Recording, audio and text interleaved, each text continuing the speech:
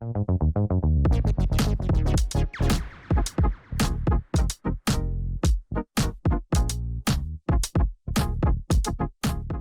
안녕하세요 여러분들. 오늘의 부동산 뉴스 몇 가지 또 추려서 알려드리려고 나왔습니다. 자, 지금 화면 보시면 여러분들 제가 오늘 부동산 뉴스 중에서 가장 주식 있게 봐야 될 뉴스만 이렇게 5개 가져왔는데요. 하나씩 볼게요. 자, 리스크 피하자, PF 사태 터지자 건설사들 재건축이랑 재개발에 집중을 한다라고 되어 있죠. 자, PF, 프레드 파이낸싱이라고 해서 여러분들 신탁사한테 돈을 빌려와서 건설사들이 이제 건물을 짓는 건데, 이 프레드 파이낸싱, 돈을 빌려주는 거에 대해서 그 기준이 점점 높아지고 있잖아요. 그리고 신탁사도 이 분양이 잘 될지 안 될지 모르는 이 리스크 때문에 돈 빌려주기를 좀 꺼려하고 있는 상태고, 건설사들도 돈이 없는 상태에서 자꾸 돈을 빌려와서만 지으려고 하다 보니까 이 서로 안 맞고 있죠. 그러다 보니까 어디로 가요? 이 대형 건설사들 재건축이나 재개발 분양의 비중을 높여서, 이 재건축이나 재개발 같은 경우는 조합원 중심이다라고 되어 있죠. 이미 살고 있는 사람들 땅에서 다시 짓는 거니까 분양에 걱정이 없는 거야. 다시 보면은 빈 땅에다가 1000세대를 지으면은 1000명의 세입자를 모아야 되잖아요. 근데 이 땅은 이미 500명이 살고 있어. 여기에 1000세대 지으면은요, 일단 500세대는 붙잡고 시작을 하는 거니까 500세대만 분양을 하면 되죠. 그러니까 리스크가 적다 이거예요. 그래서 조합원 중심이라서 PF 보장 위험 없고 미분양 우려가 낮다. 그리고 서울 수도권에 정비 사업이 지금 집중이 되고 있다, 이렇게 나와 있죠. 자, 그러면은 이렇게 봐야 돼요. 어떤 단점이 또 생기는 거냐면은요, 이런 것들 보면 보통 지역주택조합이나 이런 것들이 조합원들이 많잖아요. 이런 조합원들이 많은 단지들은 좀 특징이 또 있어. 1000세대 중에서 조합원이 500세대 들어왔어. 그러면 나머지 500세대만 분양하면 돼. 일반적으로 1000세대 분양하는 것보다는 부담이 적죠. 근데 문제는 뭐냐면은, 여기는 또 분양할 때 힘든 게 뭐냐면은, 이 500세대가 이미 들어와 있잖아요. 이 사람들이 좋은 동이나 좋은 호수, 쉽게 해서 알라, 로얄동, 로얄층을 다 가져가고 있는 상태야. 그러니까 막상 들어오려고 보면은 낮은 층이거나 동이 별로 전망이 좋지 않은 동, 이런 것들이 좀 많아요. 그래도 좋은 점은 뭐 입지는 좋아요. 이미 사람들이 살고 있던 동네이기 때문에 인프라들이 다 구축이 되어 있고, 우리가 보통 보면은 사람 살고 있는 동네들은 발전잘 잘 되어 있잖아요. 아예 허망한 곳에 하는 게 아니기 때문에 일단 인프라는 좋아. 하지만 좋은 동이나 좋은 호수 같은 거는 좀 빠져있는 경우들이 많죠. 자, 한번 볼게요. 프레드 파이낸싱 사태에 따라서 올해 재건축, 재개발을 포함한 도시정비사업 분양 물량이 큰 폭으로 확대될 것이라는 전망이 나왔다. 재건축, 재개발은 조합원들이 중심이 된 사업으로 건설사들이 보증의 위험을 떠안지 않아도 되고 미분양으로도 낮다는 것이 이유다. 자, 여기까지가 제일 중요한 요약이죠. 자, 근데 여기서 같이 뜬 뉴스 하나 더 볼게요. 체크하세요. 재건축, 재개발은 조합원들이 중심이 된 사업이다 라고 되어 있죠.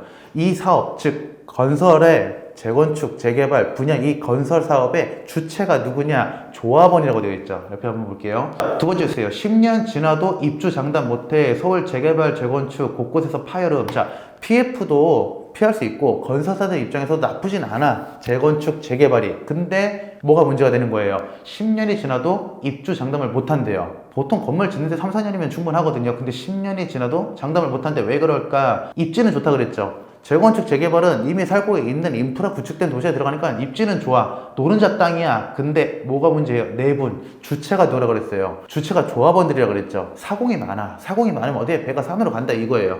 다시 얘기해서 배가 산으로 간다라고 하더라도 이게 좀 발전적인 방향으로 서로 의견을 조합하면 괜찮은데, 이 문제는 뭐냐? 이 사람도 욕심내고 이 사람도 욕심내고 이 사람도 욕심내면 너무 욕심들이 많아지는 거지. 서로 욕심들이 많다 보니까 갈등이 심해지는 거예요. 거기다 붙여서 이거를 해결하려고 시간을 끌다 보면 뭐가 문제가 돼요? 매년 올라가는 인건비에 따른 건축비의 상승이 되는 거죠. 그래서 공사비 증액이 들어가는 거야. 그러니까 조합을 하겠다, 재건축 재개발 하겠다 그래서 조합이 모이면 그때부터 그 사람들도 쫄려요. 뭐가 쫄려?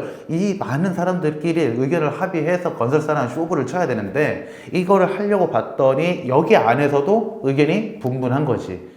그렇다고 해서 이거를 질질 끌면은 어때요? 건설사들이 자, 올해 니네가 공사 시작하면은 평당 얼마에 해주겠다. 근데 내년 되면 또 발이 바뀌어. 왜? 인건비가 올라갔다, 자재비가 올라갔다, 더 올려달라. 그럼 또 이 안에서 또 분분하게 이루어지는 거고. 그래서 다시 볼게요. 정부와 서울시가 재개발, 재건축 규제 완화 기조에도 알짜부지 사업장조차 좀처럼 사업 속도를 내지 못하고 있다. 조합 내분, 공사비 갈등 등의 암초에 부딪혀 실제 분양과 입주가 언제쯤 이루어질지 가늠하기도 어려운 실정이다 라고 하면서 노량진 이야기 한번 나오고, 그 다음에 뭐때 대치동 음마아파트 이야기도 나오고, 그리고 은평구 이야기도 나오고, 이런 식으로 부가현 뉴타운도 나오고 반포도 나오고, 이런 식으로 서울의 노른자 땅들이 재개발 재건축 정책에 힘입어서 붙고 올라가야 되는데 안에 의견이 분분하니까 건설사들도 이거는 약간 계륵 같은 존재가 돼버리는 거죠. 그래서 어저께 뉴스는 이런 거 나왔죠.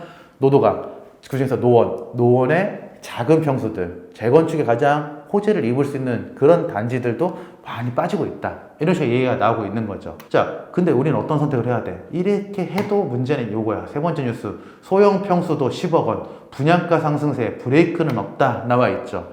야, 이거는 문제가 생기고 있어요. 지금 어떻게 된 거예요? 기존에 있는 단지의 재건축 재개발을 하기 위해서 조합을 하려고 했더니 조합원들의 내분이나 협의도 문제가 됐고, 새로운 분양으로 들어가려고 했더니 분양가는 계속 올라가고 있고, 왜?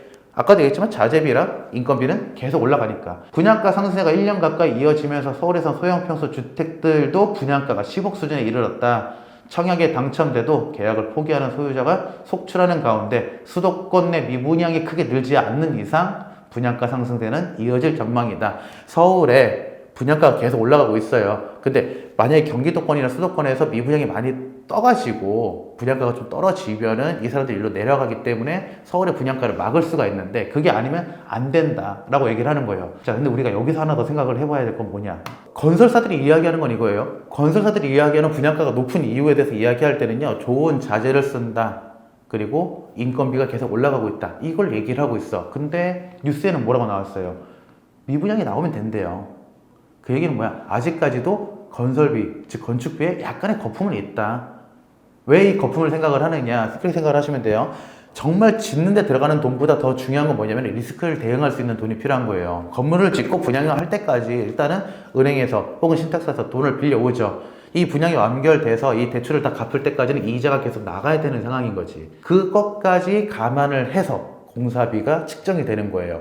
만약에 이제 이거를 짓고 딱 이때까지 하면 다 팔겠다라는 것만 계산이 되면은 그런 리스크에 대응되는 비용이 높아질 필요는 없는 거거든요. 그래서 아직까지는 공사비는 약간의 그 리스크 대응비가 좀 많이 포진하고 있다, 건설사들 입장에서 봤을 때. 자, 그러면 지금 또 뭐가 문제가 된 거야? 서울에서 재건축 재개발도 힘들어. 그리고 분양가는 계속 올라가고 있어. 수도권은 아직 미분양이 잘 안 나고 있어. 그럼 정부는 이제 무슨 생각을 해요? 야, 안 되겠다. 새 오피스텔 여러 채 사면 다주택 중과세 안 합니다. 이제 지방의 소형 오피스텔에 투자를 할 수 있게, 어쨌든 부동산 정책은 살려야 되거든요. 왜 부동산 정책을 살려야 되냐면요, 정부는, 대한민국은 뭘로 운영을 해요? 세금으로 운영을 하죠. 세금을 어디서 제일 많이 받겠어요? 자, 여러분들 생각을 해봐. 내가 아무리 소비를 열심히 해, 정말 막 하루에 막 5끼씩 먹어, 세금 낼 거 아니야. 내가 뭘 사도 세금 낼 거 아니야. 뭐 법인세든 부가세든 여러 가지 세금이 나가잖아요. 근데 가장 많이 걸리는 세금은 어디예요? 언제 소비를 제일 많이 해요? 집 살 때 가장 소비가 크죠. 그 세금이 제일 커요. 그러니까 정부 입장에서도 부동산을 활성화시켜야 돼. 왜? 그 세수가 어마무시하거든. 근데 조금 포기하겠다 이거야. 정부도 이 세금 조금 포기할 테니까 지방으로 좀 내려가서 어떻게든 좀 살아, 이제 얘기를 하는 거예요. 왜? 일단 건설사들도 살아야 돼. 거기서 나오는 세금도 있잖아요. 법인세도 있고 직원들이 월급 받는 가끔세라는 것도 있고, 이거라도 살려야 되거든. 건설사들이 자꾸 망하면요, 세금 또 떨어져요. 세금 세수가 줄어들면은 정부도 힘들어지거든. 그렇다고 건설업을 자꾸 분양시키겠다? 이것도 힘든 상태가 된 거고. 그러니까 어때요? 일단은 잡을 수 있는 것부터 잡겠다. 오피스텔 여러 채 사면은 다주택 중과세 안 합니다 라고 나와 있죠. 그래서 자, 1주택자가 신축 소형 주택 한 채를 2025년까지 추가로 매수하면은 세금 적응 1주택자로 하겠다. 그러니까 너 그 오피스텔 집으로 안 칠게, 주택수 제외시켜 줄게. 그래서 지방에 혹은 오피스텔에 이 채 한 채 더 사도 우리가 세수 혜택을 주겠다, 이렇게 제안을 하는 거예요.